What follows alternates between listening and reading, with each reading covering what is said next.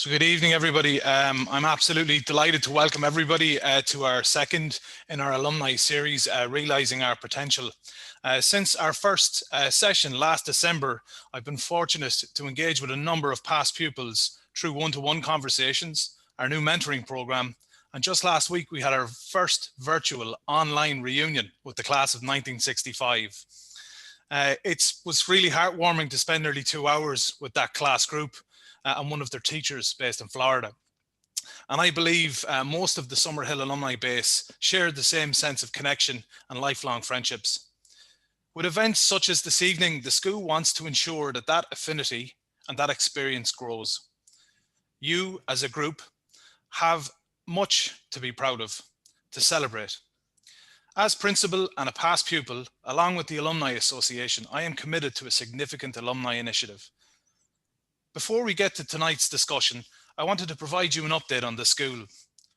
For those of you who were on the previous call, you might remember some of the highlights, which I am sure reflect a very different Summerhill than what you experienced. Summerhill has made tremendous progress over the last decade. We have over 1,000 students and are the largest single-sex school in the west of Ireland. We educate nearly half of teenage boys living in County Sligo. And we have a hugely diverse population of over 25 nationalities and languages.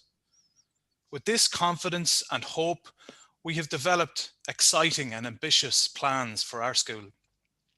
In the coming years, our campus will continue to be transformed, and we are placing a greater emphasis on students' health and well-being. Much of this is being made possible by the support and dedication of the Summerhill community and family, teachers, staff, board, parents, guardians, and of course, past pupils. I am grateful for this commitment, and when the timing is right for you, we hope you can be involved too. And so to this evening, it gives me great pleasure to welcome our panel. Austin O'Callaghan will lead the session, and on behalf of Summerhill, we are grateful for their participation and for sharing their leadership insights. Before that, I would like to show you a video of some of our senior students who've had the opportunity to work with a number of past pupils on our career mentoring program.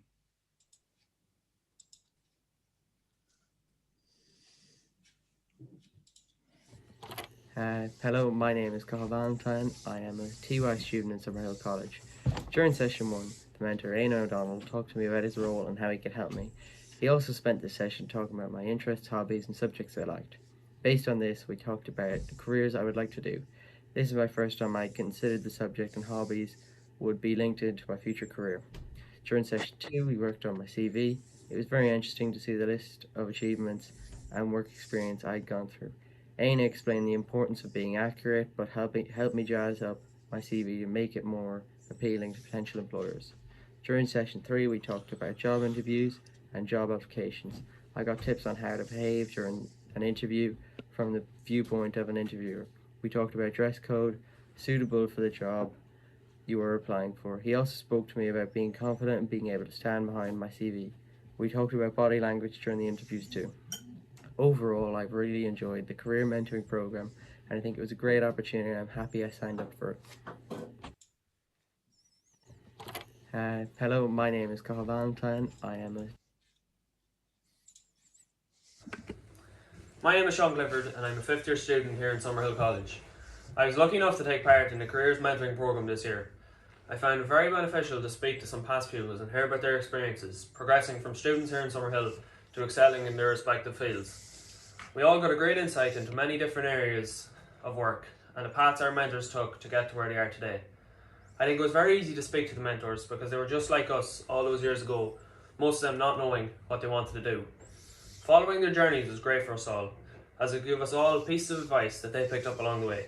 Some of my favourite pieces of advice were when another door closes, another opens, and you get out of something what you put into it. On behalf of all the students who took part in the programme, I'd like to say a massive thank you to all the mentors who took the time out of their busy schedules to mentor us for the future. And I know it has definitely been a very beneficial venture for us all. Hello, my name is Pádraig Coley.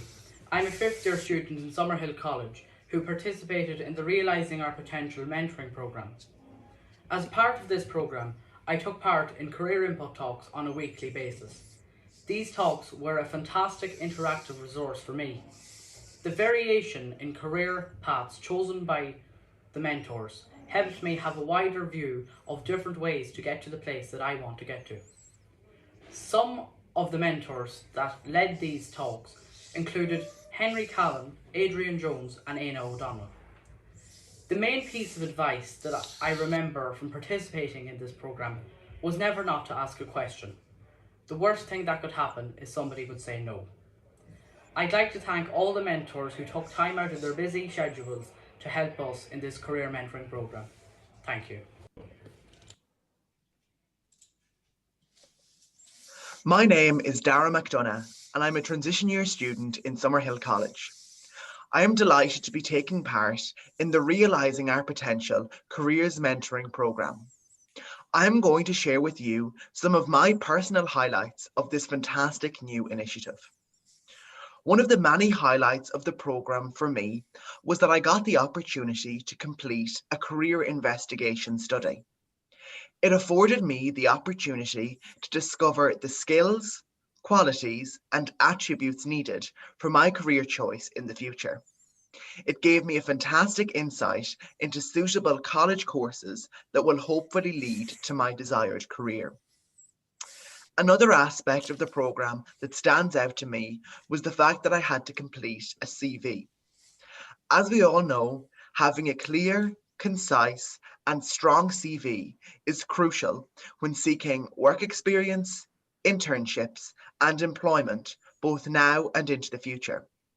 My mentor then highlighted areas in which I could improve and further develop my CV.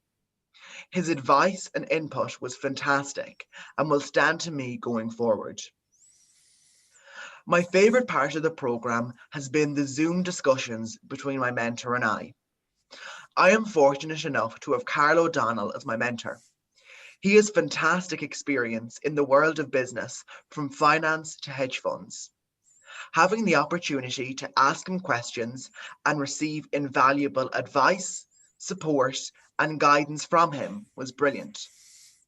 Overall, I believe that this programme has been of great benefit to me. The mentoring process has enabled me to realise my full potential and broaden my ambitions in terms of career opportunities. Thank you. So as you can see, there's a hugely positive effect by the pilot program which has been put in place with our career mentoring program. We look forward to building on that, and it just shows you the interaction and the positive interaction between past pupils and students, and I've no doubt the lasting effect and impact that that will have on their career choice into the future. And I really want to thank all who are involved with that program. Before handing you over to Austin, just to say that this will be quite an interactive session, very similar to the previous series. If you do have any questions at any stage, please feel free to put them into the chat function, which you'll see at the bottom of your screen and should flash up in a minute. So I'll hand you over to Austin to take it from here. Paul, thank you very much, and good evening, everybody. I'm delighted to be part of this webinar this evening with Summerhill College. And we hope it will be informative. We might share a few memories, but also give you some insight into the theme around tonight's discussion, which is forming leaders, and how Summerhill College helped shape some of the careers from our panel members that you're going to hear from very shortly. And your contribution would be welcome as well over the course of the next while or so, as Paul has outlined to you. So let me introduce our panel who are going to contribute over the next while and share some of their insights. In no particular order, Keith Moran is with us this evening. He's the co-founder and CEO of SL Controls, a specialist software integration company based here in Sligo, which I think by the end of next year will employ 140 people. He's a graduate of Summerhill from 1997. Pat Cullen from the class of 1973 is a chartered accountant. He worked for nigh on 30 years with Deloitte, where he was head of finance and ultimately CEO. Today, he is a non-executive director of various companies and also a board member of several voluntary and not-for-profit organizations. Aubrey Dolan is Head of Merchandising and Key Account Strategy. That's quite a title for Adidas in Europe. Based in Nuremberg in Germany, he's had a range of senior management roles around the world, including North America. But far more important than that, Aubrey, of course, famously was the captain of the Summerhill 1997 All-Ireland Senior Soccer Schools winning team. And he's been living off that ever since. Many of his contemporaries would argue that he was an even better Gaelic footballer than he was a soccer player, but that's a discussion for another day. And completing our panel this evening is Pádraig Owens from the class of 1992. Pádraig is co-founder of Elkstone Partners, Ireland's leading multi-family office. Now that provides investment services, including investment management portfolio, management of those portfolios. Its clients are a wealth of entrepreneurs, and the investment focus of Elkstone Partners is on ventures and real estate. So it's a talented bunch which Summerhill have assembled for you here this evening. And Pádraig, if I can start with you, I'm going to start with the age-old question, but it never loses its relevance, whatever generation of graduate from Summerhill or any other school or walk of life. In your experience, what do you think makes a good leader? Thanks, Austin. It's as you said, an age-old question. I guess in our business, we're fortunate in that we deal with leaders on a regular basis. Obviously, aside from my co-founders and myself, we have clients who started their own businesses and run their own businesses, and many people who sold businesses. We also deal with a large number of early-stage venture companies who obviously have leaders and founders in their own right. So I guess what we observe in all of that is that there's no one size fits all. What does a leader look like? I guess when you hear the word leader, you often think of people like Roy Keane or Paul O'Connell, and that's one particular type of leader. And I guess in the workplace, a leader is probably a less charismatic type of person and a more practical type of person. So, you know, people always ask the question, is there such a thing as a born leader or a natural leader? And maybe some people have a head start. They could be taller, they could be good looking or whatever. That always helps. But I think, in my view, it's something that it's built up through life experiences, how you respond to those experiences. That gives you self-belief. It gives others belief in you as well. And that's how this whole thing evolves. And leadership is very different nowadays. You know, if you think back years ago, leadership was almost like the army. You know, you had the leader there, the general who looked after the troops and tried to keep them in line. Nowadays, leadership is very different. It's about setting out a journey and, you know, trying to keep people on board and bring them on board. And it's about massaging the way through that and making sure that the people are happy and happy to be a part of what you're presenting and what you're proposing as an idea. And there's a battle for talent out there, you know, so you've got to really work at that. So that's something that I would have observed. In terms of the common traits of leaders, vision will be something that I would see as being very important. You know, if you're asking people to come on a journey, somebody has to have the roadmap and know where you're going. Passion, what gets you up in the morning, you have to love what you're doing, you have to enjoy it. And that permeates throughout the business. You know, it permeates throughout your team, throughout your clients, and that enthusiasm and that energy helps, and it helps get through tough days as well. Problem solving, you know, there's you don't get the day-to-day stuff landing on your desk. You tend to end up with the problems.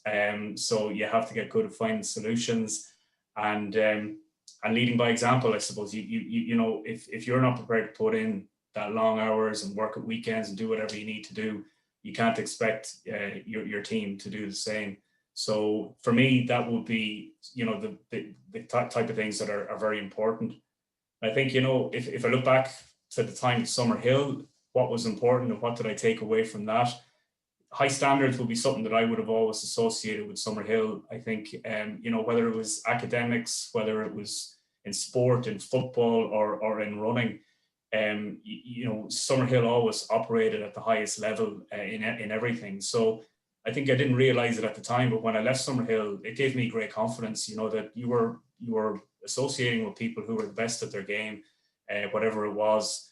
And I didn't feel intimidated going into college or the workplace after that. I found it was very very natural and very easy for me after that. So, you know, it's not just me. I think if I look at my friends from school, for example, most of them in some shape or form are in leadership roles, you know, whether that's in public service, public life, whether that's in the corporate world, academia, and you know, many of them have set up their own businesses as well. So the common thread there is Summerhill, and it is a great foundation when you go on into the workplace and into your education afterwards.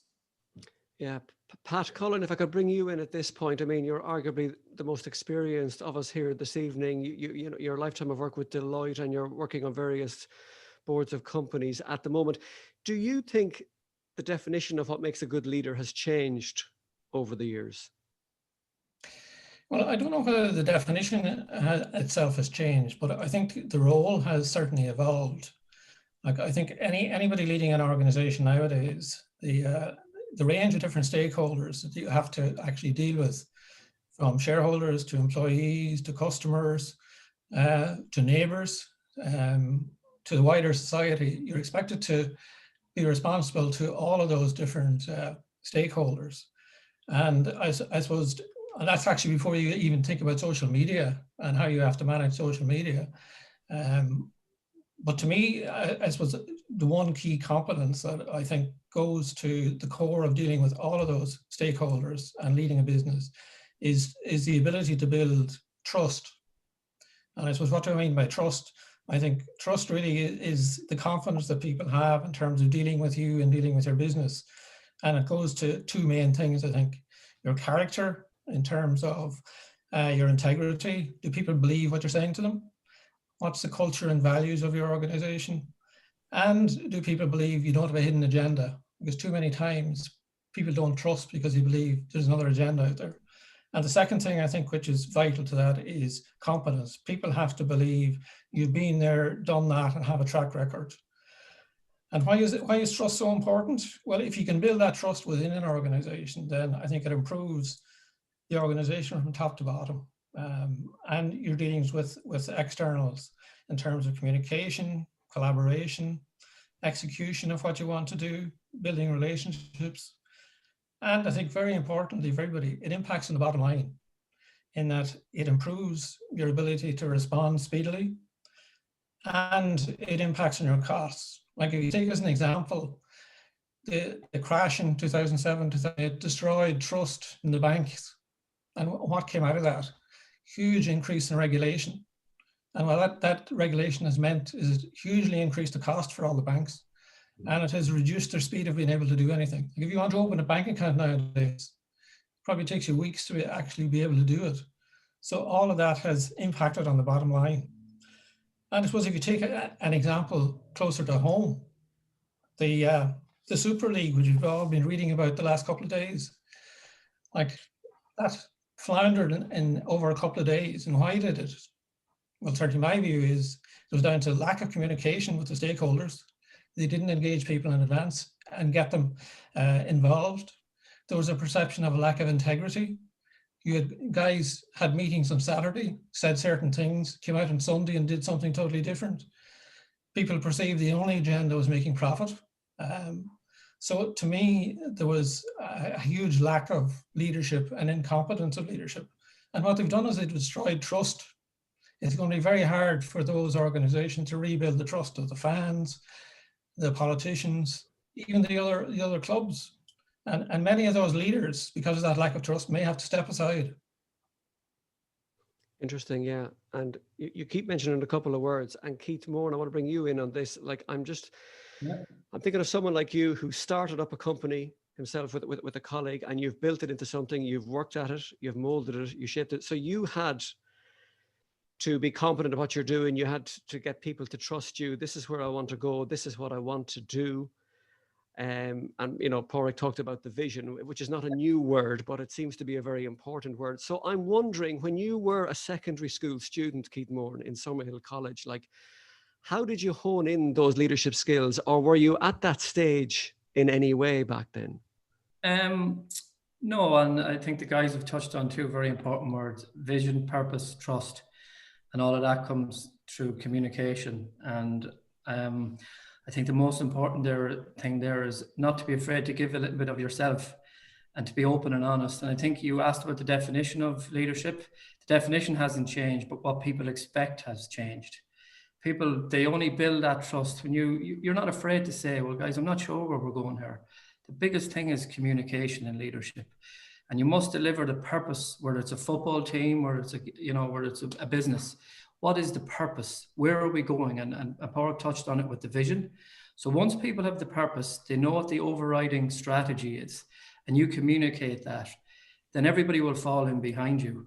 Did I know that? And to get your question, did I know that when I was in Summerhill? No, I always knew that I wanted to have my own business, and it was something that was shaped early in my life through my father when he was let go from his job very early on when I was in first year. And I saw how that affected him, and I knew, that was hard on him, and he went on to have his own business. But I, at that stage, wanted to be the master of my own destiny. And I suppose I was very individual.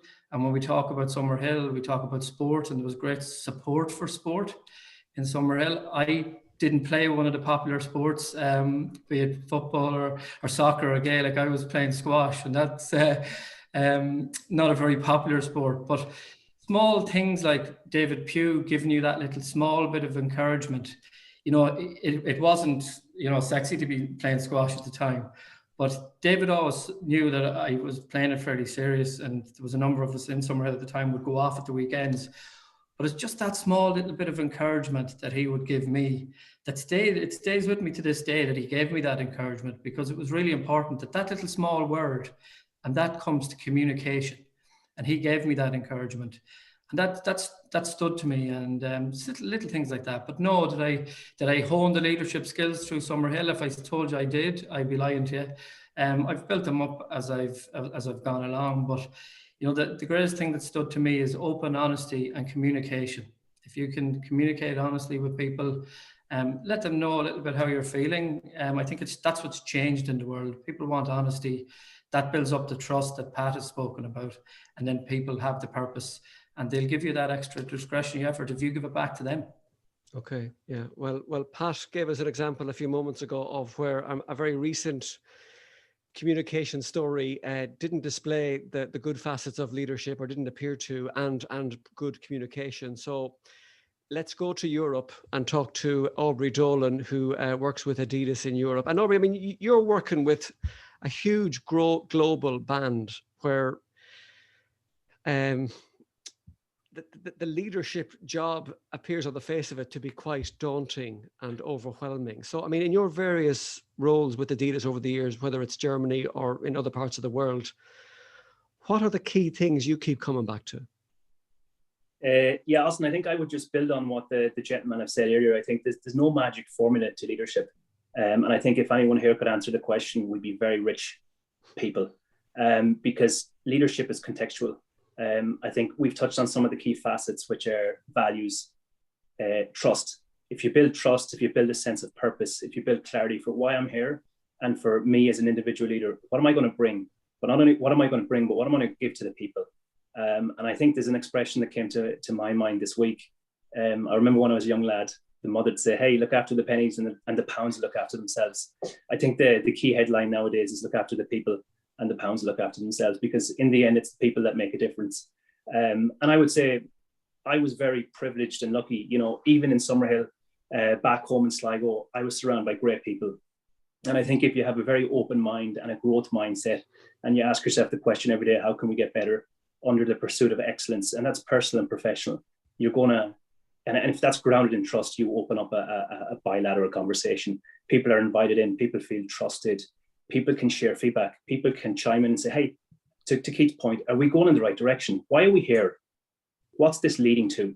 What's my contribution within? Because I think everyone wants to have a sense of purpose. And, I've talked about the privilege. The privilege I've had is I've had access to fantastic leaders. And I think there's one specific example I can take.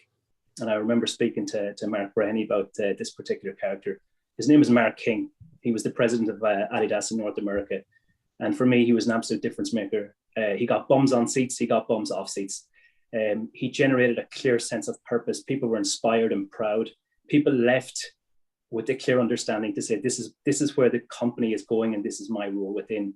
And that's a pretty special gift. And what I've learned is that not everyone is born with that, but there's a lot of these traits which you can learn. And I think it's very important that you're genuine. And I think people see that. I think, Pork, you've touched on this. People will see through false intent. People will see through a lack of character, a lack of integrity. But the best leaders, they get bums on seats. This storytelling, they connect with the heart. We're all coded as humans to think very rationally. We think in ones and zeros, and we think in P&L, and we think on ROI. But that's a byproduct of an incredible culture. And I just still remember Mark King, he'd get up on stage and I was like, we're in for a show. And it didn't matter if it was the head buyer of Dick's Sporting Goods. It didn't matter if it was the head buyer of Kohl's, which is a big commercial chain in North America. He got up and he told stories and people wanted to follow. And that's a gift. And it was, I think, a couple of things. He built the trust. He had a clear sense of purpose. He had the charisma, but he also had the vision and strategy, because, you need to have a strategy. You need to make choices. And I think he was able to do that. And he was very clever. He knew he wasn't the smartest person in the organization, but he was the right person to lead the company. And he surrounded himself by incredibly smart people who filled to his gaps. So he brought in people from the McKinsey world, people who really knew strategy to help us shape a plan. And they did that. And he brought in leaders that could operate the company, because, your strategy is only as good as the execution. But in the end, he personified, and he was the one person that you knew, I'm coming in here probably 9 times out of 10 because it's a sports company, but I'm coming in because of him. And he was the person that you were willing to stay for. And that's why I think the topic is super interesting. There's so many different dimensions. Obviously in the sports as well, I have a lot of friends who have been in the professional game. They're now finished, but we speak regularly, and we just exchange thoughts on what is leadership, what is the employee looking for today. And I think that's where context is king, because how I show up is maybe very different to what the employees want to see, and how do I tailor that? How do I right size that to the audience? Because again, I started with it, you're only leading if people are following. And to do that, you really need to be clear on who you are, what the culture looks like, what's the vision, and what are you asking of the people, and how are you giving them the tools and capabilities that they need to deliver on that. Okay. Porrick, we had an example there from Aubrey on, how he drew from a work colleague in terms of his leadership skills. Were there any lessons from your time in Summerhill, that you learned that you were able to kind of go back on, draw on in your professional career? Yeah, certainly plenty. I think, like I talked about, how the high standards of Summerhill gave me plenty of confidence after I left. But on the other hand, Summerhill taught you respect and humility as well. When you were getting carried away with yourself, or anybody getting carried away with yourself, there was always somebody there to take you down a peg or two and bring you back down to earth. And that's important in life too. You can move forward, but you can't get carried away with yourself. I think particularly in Ireland, we don't suffer tall poppies in Ireland, whether that's for good or for bad, but it is a fact. And sometimes you need to rein things in a little bit. So that's something that was always in your mind in Summerhill. Keith talked about squash. My favorite sport in Summerhill was running, and Sam Howley used to coach us. We did a lot of cross country and track and field. And, running is great. It teaches you resilience and perseverance. And a lot of people would say that, but it's also a great release. Even to this day, I still run. It gave me, time to clear the head, and still does that. It serves a great purpose. And that's why I still enjoy running. So there's a lot of attributes to it. So I enjoyed, that's something that really stood to me from my time in Summerhill. I think, we were lucky. If I think back, another thing about the running is we were lucky to have Adrian Hampson in our year. So we won probably more than I deserved to win from my talent at provincial level and national level and the cross country team. But I guess if you surround yourself with the right people, it can probably hide some of your shortcomings. So some of the things that I'd have taken away. Well, you had a very true point there, Pádraig. Summerhill was certainly good for keeping you grounded, and it wasn't always down to the teachers. Let me assure you. So Keith, I mean, if what advice or tip would you have for, say, current students today? Like, if you could talk to a 17-year-old Keith Moran, in terms of what to bring with you and maybe what not to as well. But what would you say to him or her? I would say, don't be afraid to take chances. You know, I took a rounded approach to my career. I started off, we bring it back to Hugh Ward and the guidance counsellor. And he said, you've a real aptitude for business. And I said, I don't know, but I took his advice. And I said, I went and I did accountancy, business and accountancy. And 6 months into that, Hugh Ward wasn't the most popular person in my mind because I didn't like it. I said, Hugh was a mile off the mark here. And I went and I did engineering, and I changed. I took 6 months out and I went working roofing on the building site. That taught me enough life lessons. But I decided to go back and do engineering, and I took the chance. I didn't persevere with the course just because I have to finish it. I decided I needed to change. So the first lesson is, don't be afraid to change. There's going to be people on the call today and tonight that they're not really, you know, CEOs first has gone in February. They still don't really know. That's fine. You will find your way and you can change. And I suppose the ironic thing is I did engineering, then I went back and did a master's in business. So I came the whole way around and Hugh Ward was actually right. But that's another story. But I would definitely say, don't be afraid to change. You know, believe in yourself. Gut feel, always go with your gut feel. That's the one thing I always do. I always go with my gut feel, and it's always stood to me. And believe in the courage of your own convictions. And it's only a mistake if you make it twice. So don't be afraid to make mistakes, because that's really, really important. We only learn from our mistakes. Pat, I meant to come back to you in relation to what you said earlier on about a leader having competence, that was so important. And the other C word as well, confidence.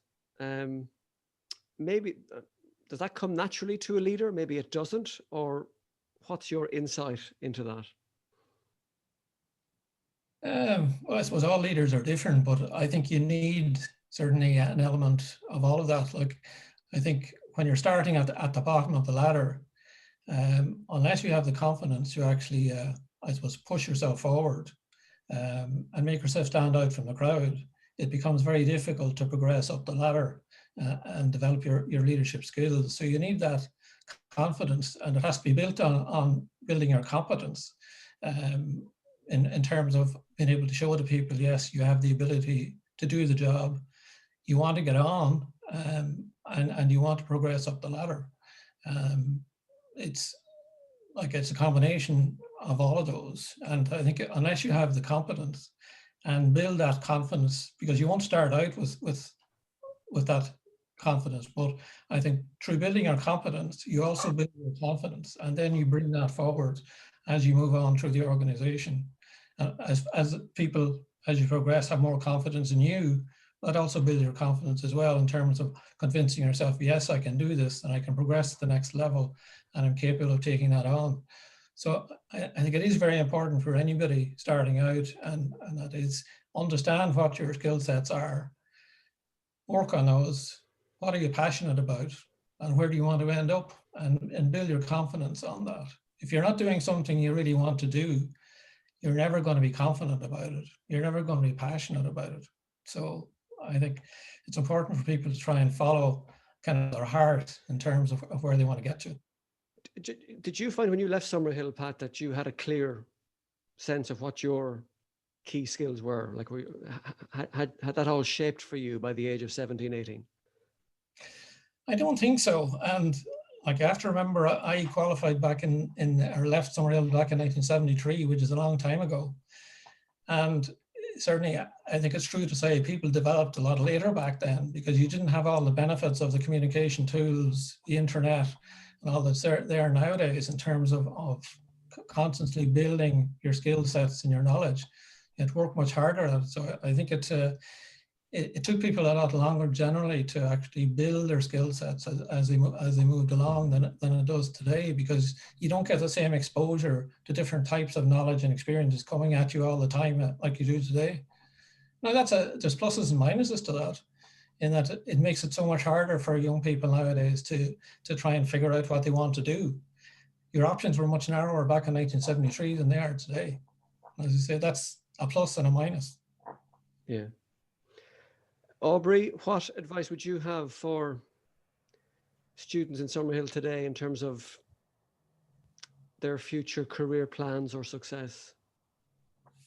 Yeah, Austin, I'd probably start with where Keith went, which is it's okay not having all the answers. And I tell people this, be comfortable and be confident at Pat's point in what you're good at, but be confident in and clear on what you don't know. It's okay not to have all the answers. It's okay not to be finished at 18. It's a journey and we all have a different pace. And that's why I tell people enjoy it. It can be short, enjoy the ride, have fun and live in the here and now.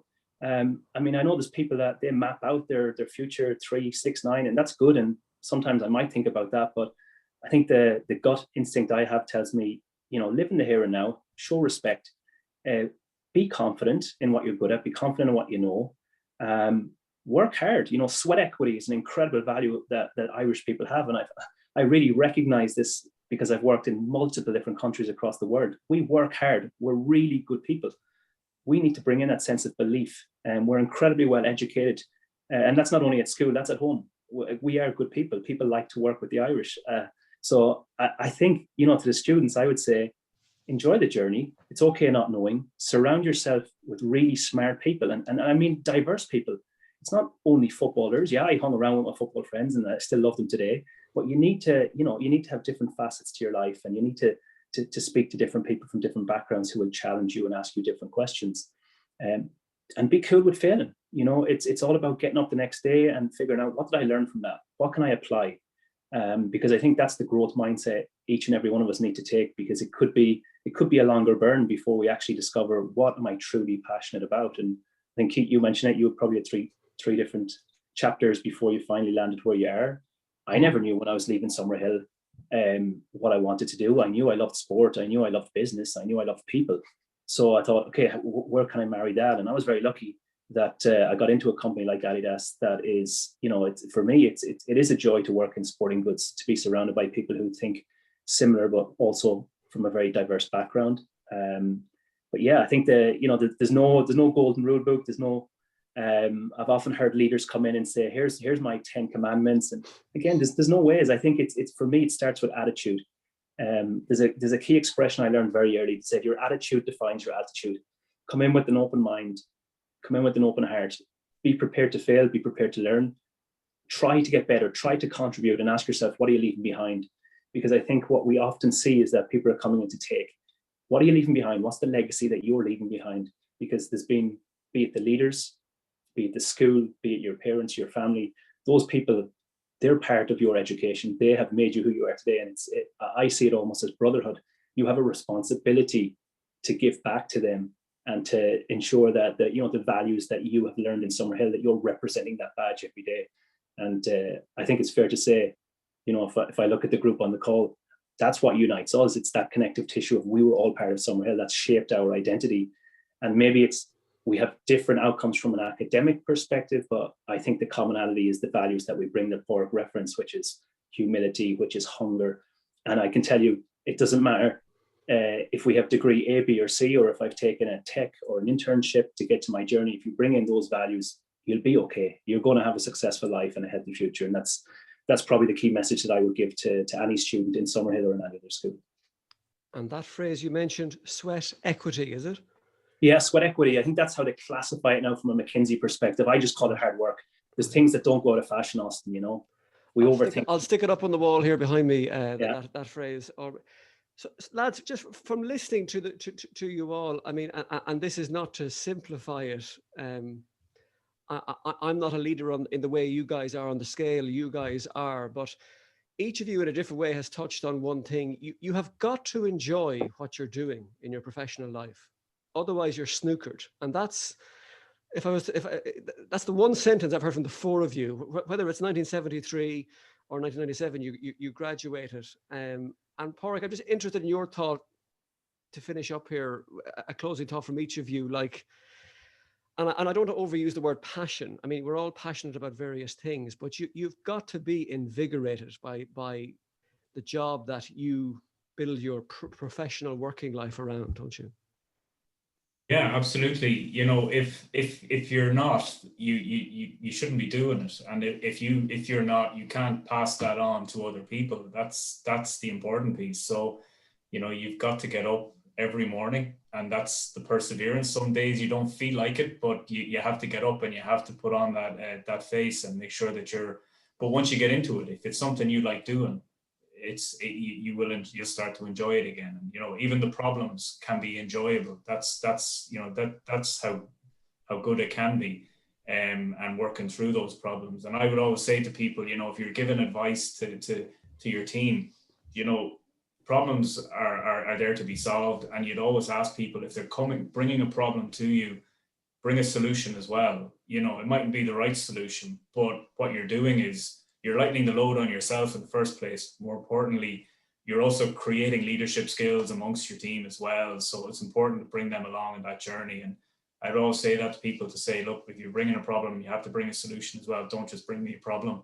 And I think, you know, that, as you said, the passion, you know, surrounding yourself, and some of the guys touched on it earlier as well, with the right kind of people at school and after school as well.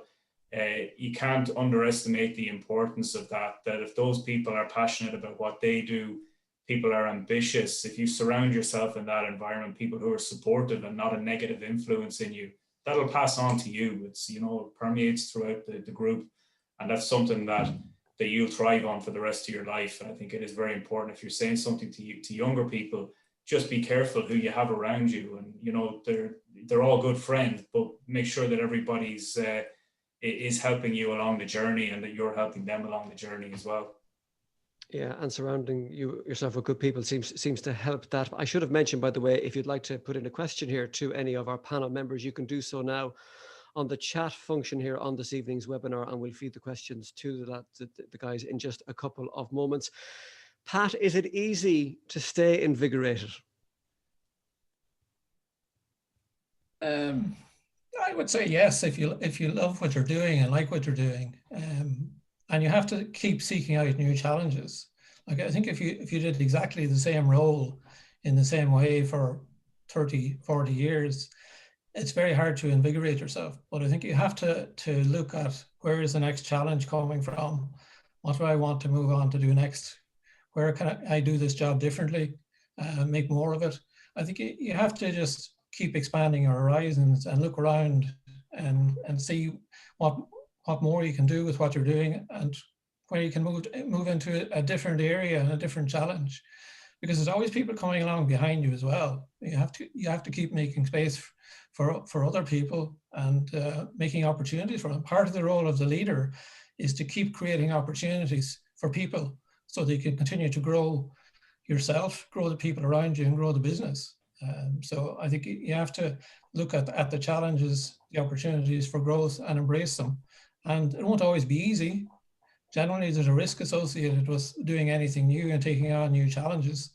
But you have to learn how to manage that risk, and develop what you're doing, and develop the people around you. And I think, as mentioned earlier, there's always better people out there you can recruit. And I think what is some famous American guy said, you never recruit anybody that's not better than yourself. Yeah. Right. Everybody's nodding in agreement, I notice, to that one. Let me go to some of the questions that are coming in here on our chat column, and thank you. And you can fire them in here, and we'll put them to the guys. And I do want to get Keith and Aubrey on that passion, invigoration thought as well. Question here for Aubrey. Aubrey, how have your leadership skills developed in the different cultures or countries that you've worked in so far, whether it is Ireland, Germany, or the US? I think they've done exactly that. They've developed, and that's my principle is every day is a school day. I think context is king, and the requirement in an international environment is to reflect, to understand who's in front of you, and how are they different, because I think cultural and social fluency is really important. And how I would engage my colleagues in North America and the relationship they have to a line manager versus how I would engage colleagues in Germany are two very different things. But at the same time, it's just contextualizing who you are. You don't change, you have to stay authentic to who you are. And they know I'm going to bring passion, purpose, energy, drive, growth. That's who I am. And I have those very open conversations. And I need to understand, does that make sense in this context? Does that engage and inspire the same audience in North America as it would in Brazil or in Germany or in the UK? I think it's about taking those, intentional inflection points where you reflect and think, who am I and where am I today? And what does the audience require from me? And yeah, I think I've learned so much in the different roles, also through the different functional lens, because you're around very different people. And it might be, how do you speak to I think every function has its own culture as well. If I'm speaking to finance versus demand planning, you speak a different language. You talk P&L versus units, you talk supply curves. You speak to a consumer, you speak to a consumer. You speak to a board member, it's P&L, it's shareholder price related. So I think you need to be very intentional and aware about where you are and what's the appropriate cultural behavior. But I think what's really important is that you need to stay true to who you are, because leadership is about authenticity, and they need to see the true person behind you. Okay. Guys, I've been on Zoom calls and Microsoft Team calls for 13 and a half odd months, like most of you here watching and listening, joining in tonight have been during the lockdown. I have never seen a question like this before for a webinar. It's a multiple choice question. So with my squash racket in my hand, Keith Moore, I'm going to serve it up to you, and you can have a go at this. But this is to the panel. So you are a good leader. Which of the following marks you out as one in your opinion? Is it A, your wealth? B, an increase in your self-esteem? C, peer recognition. Interesting one. Mm-hmm. D, you are achievement driven. Or E, something else? C and D, and I'll tell you why.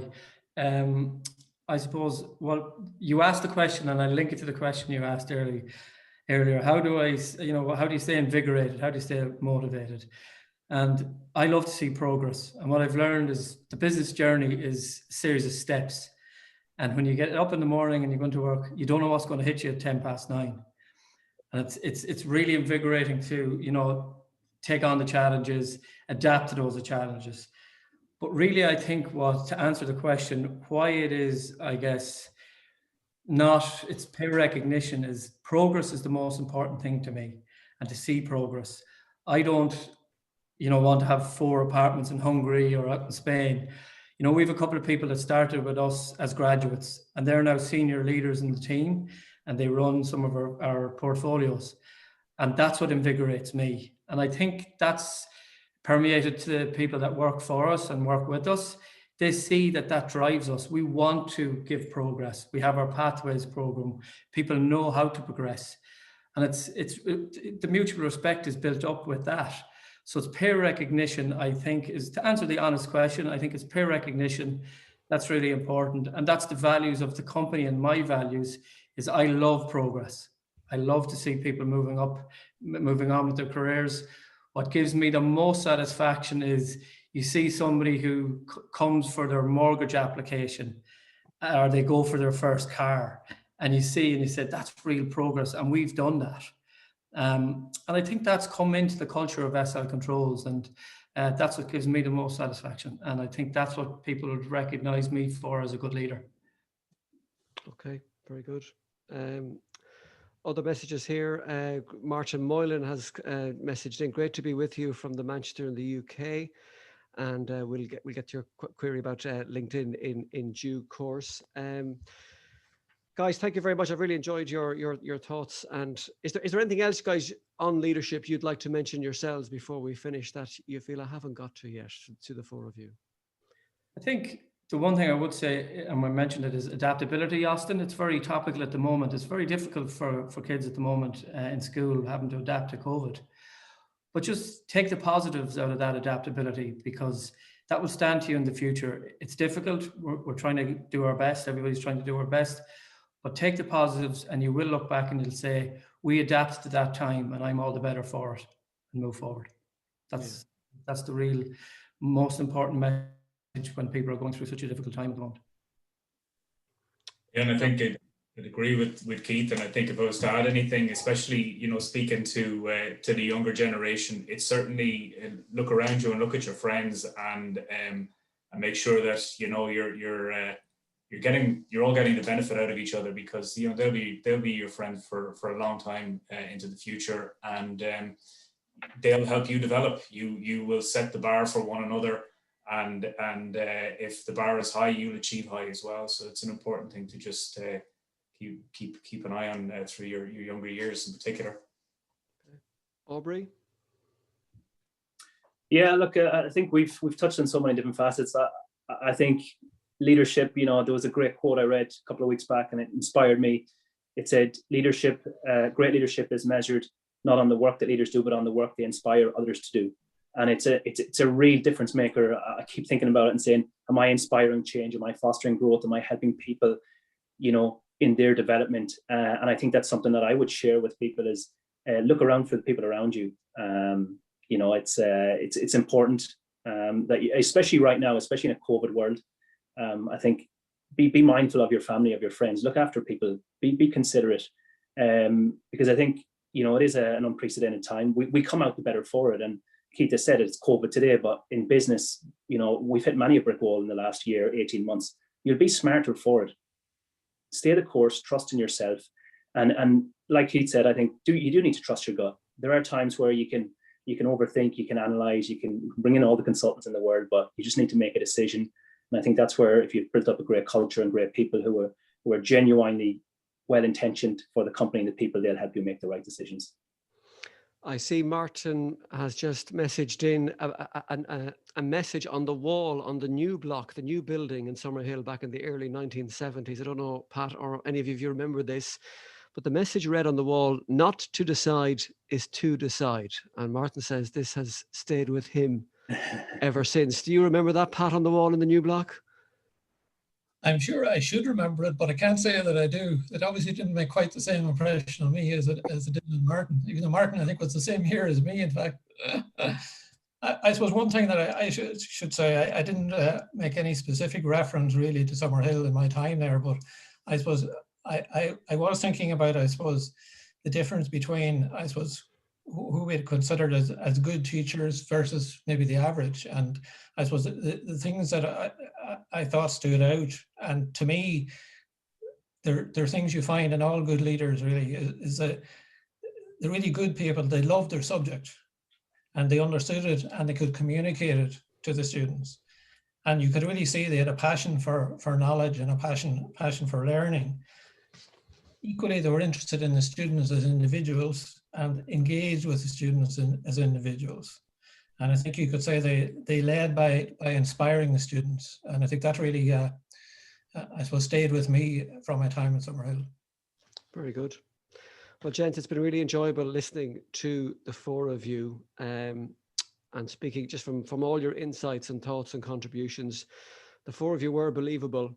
We do trust you, and you are bloody good communicators. I will say that for you, having listened to you the last 3/4 of an hour. So Pádraig Owens, Pat Cullen, Keith Moran, and Aubrey Dolan, thank you very much. And we'll hand you back to Paul. Thank you very much, Aston. I hope everyone agrees, and I'm sure they do, that this has really been a really enjoyable and interesting evening for Summerhill College. I greatly appreciate the time and input of Austin, Aubrey, Keith, Pádraig and Pat. It really has been some really inspirational stuff, and I'm looking forward to sharing this with the students in the morning via email, so it's going to be great for them to be able to get such wonderful insights. I'd like to thank everyone who's joined us online. It's a lovely evening outside, but a large number have been in attendance, so just to say a huge thank you for joining us this evening. And as we sign off, I'd ask you to please stay in touch if you haven't already. Join up with the Alumni Association. You can do so via our website at summerhillcollege.ie. Send us some photographs, articles or class news or some memories you may have, which we will use for our alumni letter, the first of which is due out in the middle of May. And do share tonight's recording. As I said, I'm sharing it with the students tomorrow and looking forward to sharing the nuggets that have been discussed. Please do share it. It will be forwarded to you via email afterwards. So do pass it on to fellow past pupils and those who you know will certainly have a huge interest in the discussion. So again, thank you to each and every one of you for joining us this evening. Thanks, Paul.